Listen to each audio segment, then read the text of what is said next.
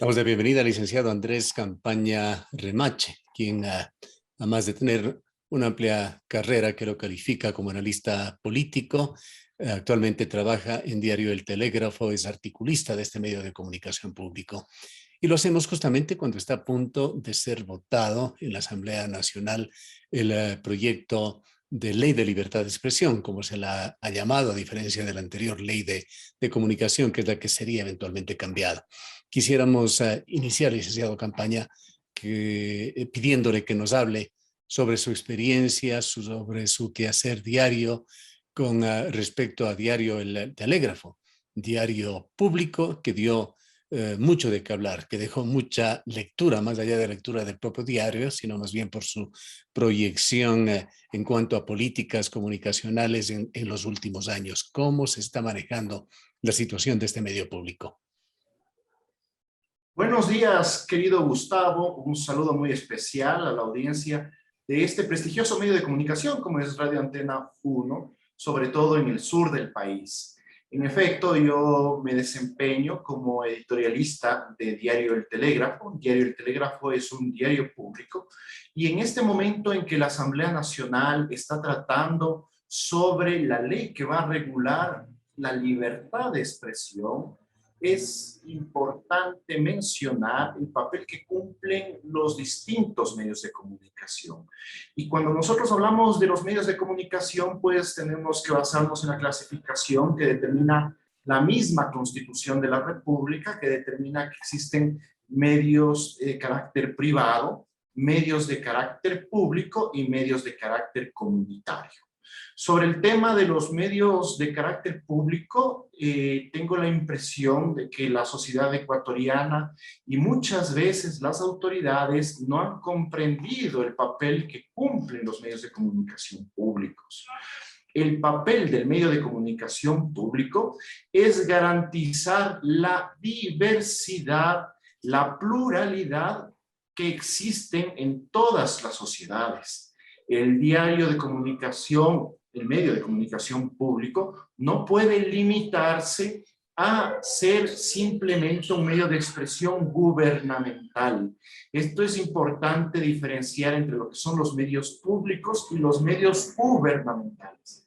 Los medios gubernamentales son aquellos instrumentos mediante los cuales los gobiernos de turno dan a conocer pues su postura sobre distintos temas de nacional, informar sobre lo que están realizando, la rendición de cuentas, que es también fundamental, pero los medios de comunicación gubernamental evidentemente va a expresar el punto de vista del gobierno que esté en ejercicio de funciones. Pidiendo perdón por la ignorancia, ¿quién dirige actualmente Diario El Telégrafo? ¿Qué lineamientos da en cuanto a políticas comunicacionales? En este momento está dirigido por Fernando Mendoza. Él es el director del diario El Telégrafo y evidentemente ellos son los encargados de procesar esta información plural y diversa.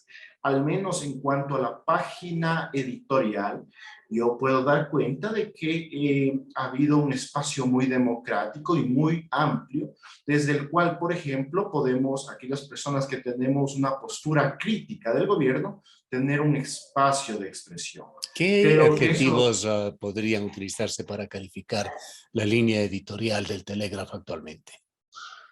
yo consideraría que hoy por hoy Diario El Telégrafo es un periódico que abre las puertas, que es plural, que es diverso, como debería ser todo medio de comunicación de carácter público. Sin embargo, también yo creo que es necesario que el gobierno nacional le dé mucho más impulso, más fuerza a este tipo de medios de comunicación.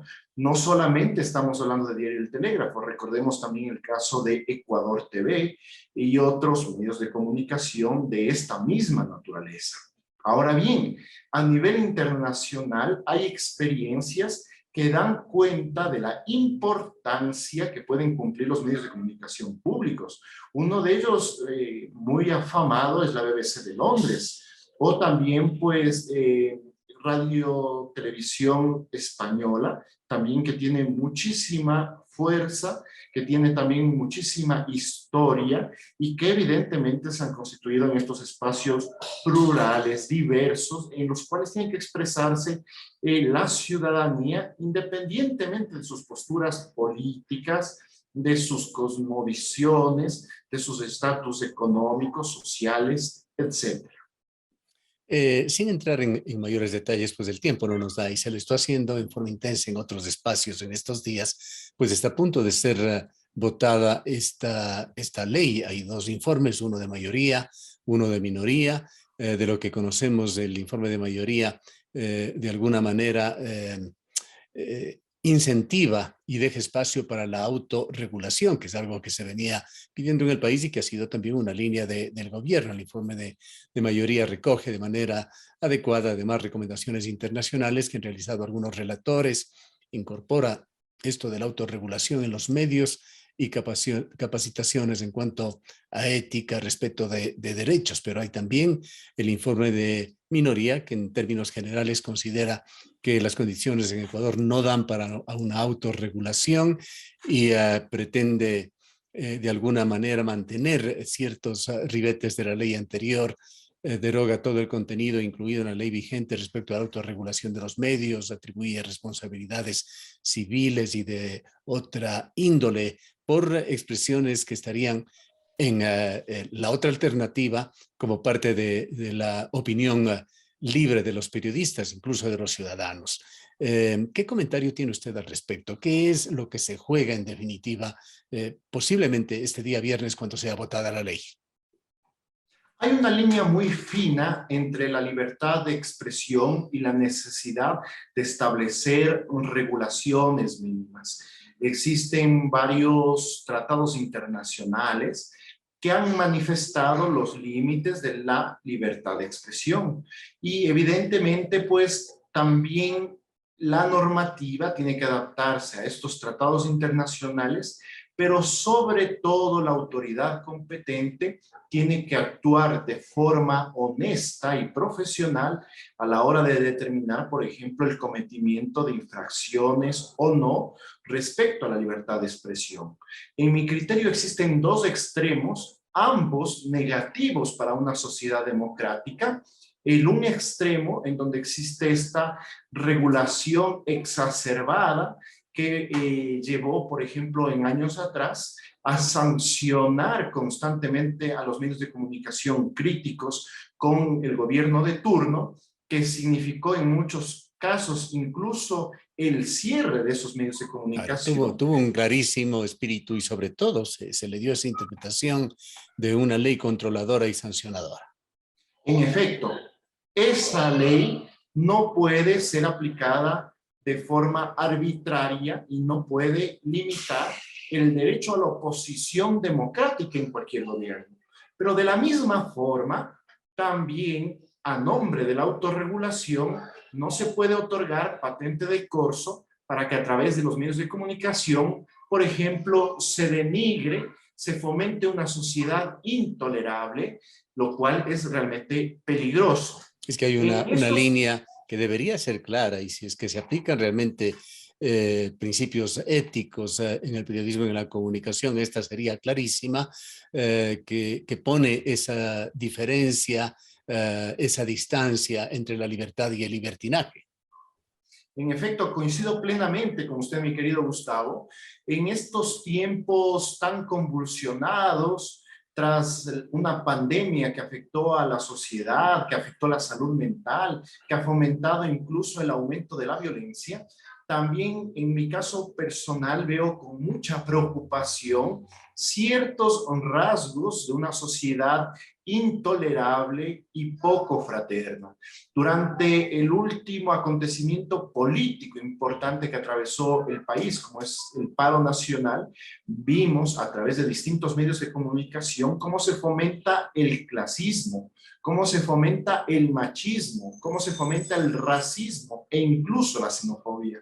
Entonces, frente a la intolerancia, evidentemente también hay que saber proceder, hay que establecer las medidas que correspondan y las sanciones pertinentes. Y aquí ha vuelto también a a verse, a exhibirse ciertos atributos de medios de comunicación.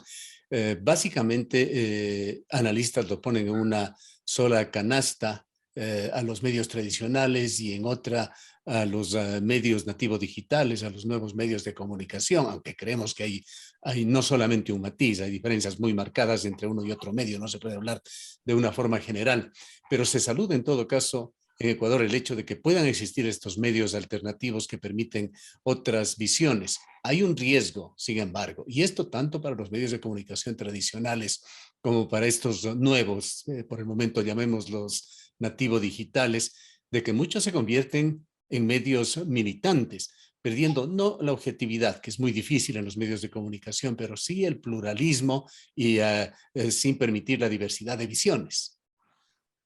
Sobre aquello también, pues, hay un debate muy antiguo, querido Gustavo, sobre si realmente existe la llamada objetividad e independencia de los medios de comunicación.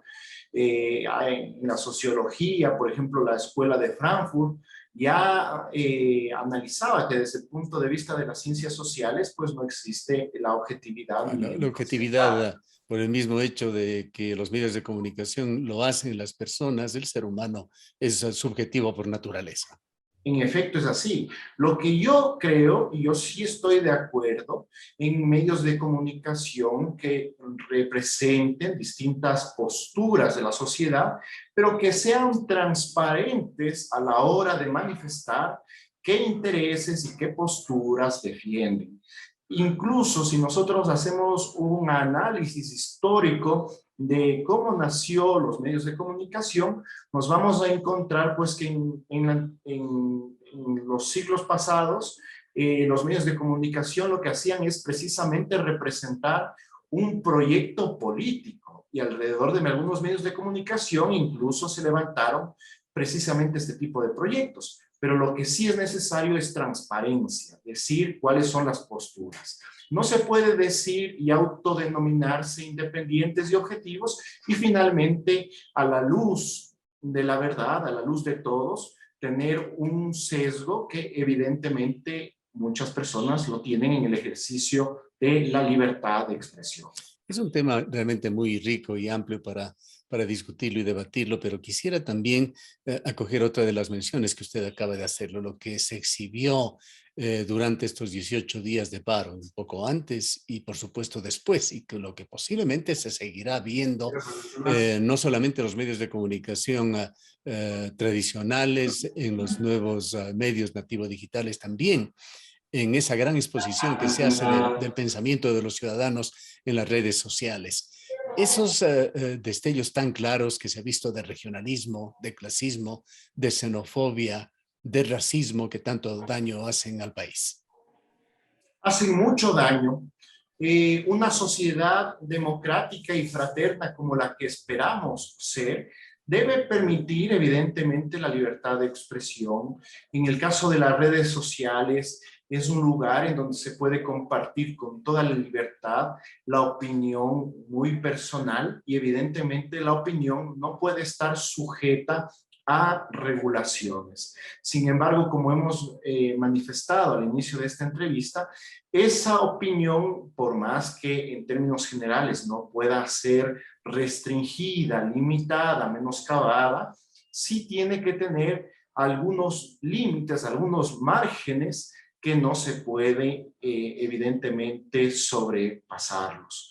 Yo quiero hacer un recuerdo durante el paro nacional, por ejemplo, un político ecuatoriano conocido, el cual señaló de que era necesario iniciar una campaña de almacenamiento de bates de béisbol para poder recibir a los indígenas a garrotazos. Entonces, evidentemente, ese tipo de expresiones que ya menoscaban los derechos humanos de otras personas, de otros hermanos ecuatorianos, son ciertamente intolerables y en esos casos extremos, evidentemente hay que proceder a iniciar los procesos sancionatorios correspondientes. No se puede permitir el odio a nombre de la libertad de expresión. Bien, realmente el tiempo no nos da para mucho más, pero esperemos que dentro de este debate y las reflexiones, sobre todo que se hagan en la Asamblea, predomine realmente lo que dice la ley como etiqueta esto de la libertad de expresión. Que no se den responsabilidades civiles o de otra índole en contra de los periodistas por expresarse, por opinar libremente, que ojalá no aparezcan nuevamente esas figuras de censura previa o aquellas que atribuyen al Estado la potestad de determinar qué es la verdad. En efecto, es así. Esperemos que las leyes que nacen de la Asamblea Nacional sean producto de un gran pacto social que lo que fomente es una sociedad democrática, fraterna, en donde tengamos la libertad de poder expresar con toda franqueza nuestros más íntimos pensamientos, pero que esos más íntimos pensamientos pues no constituyan en una afectación a los derechos humanos de otros individuos, de otros ecuatorianos, de otros hermanos compatriotas. Bien, muchísimas gracias por habernos acompañado. Muchísimas gracias, querido Gustavo, y un abrazo muy especial para usted y la audiencia de Radio Antena 1. Declaraciones del licenciado Andrés Campaña Remache, articulista de Diario El Telégrafo.